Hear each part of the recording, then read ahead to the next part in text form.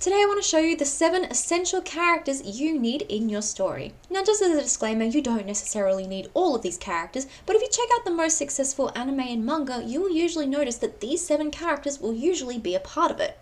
First of all is the protagonist. This is the main character and the character who drives the story. Usually the protagonist's main goal will also be the main goal of the story, and there will be other characters who will either be working with them or against them to get there. Then we have the antagonist. The antagonist is the main villain of the story. They are the character who is actively working against the protagonist. In some cases, the antagonist may not be a character, but the antagonist can also be a situation or a problem, as long as it is actively stopping your protagonist from being able to achieve their goals.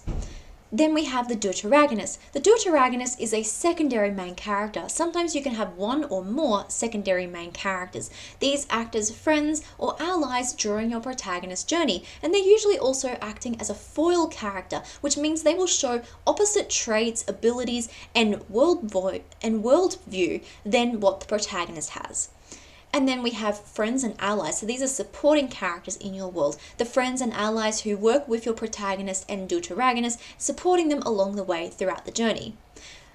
On the opposite end of things, we have rivals and enemies. These are characters who may be actively working with the antagonist or may simply be wanting to create problems for the protagonist. We also have the love interest character type. There might be one or more of these in a single story, and these are characters who act as a love interest or romantic plotline for the protagonist.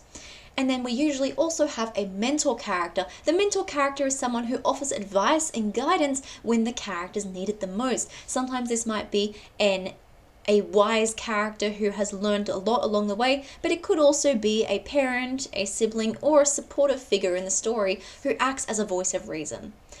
So what are the 7 essential characters in your story? I'd love to hear about them. Share your thoughts in the comment section down below.